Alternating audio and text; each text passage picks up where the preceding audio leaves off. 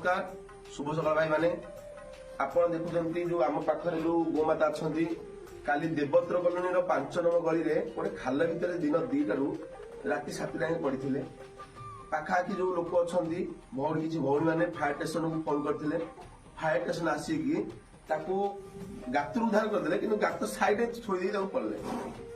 से गोमाता टी बहुत थरिले एवं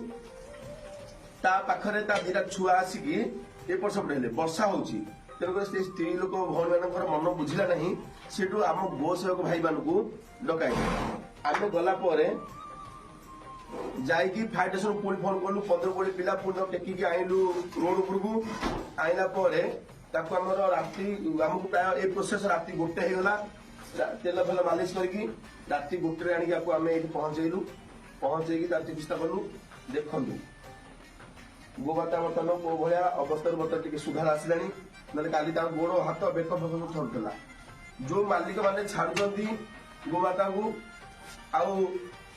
वर्षा हेले से नौना काली वर्षा से छाड़ देता गोमाता आउ न किंतु धन्यवाद देवी जो नयागढ़ गोसेवक भाई मैंने जो 2 जन भौणी लगी समस्त को मोर धन्यवाद आउ पूरा आम टीम को धन्यवाद रही नमस्कार।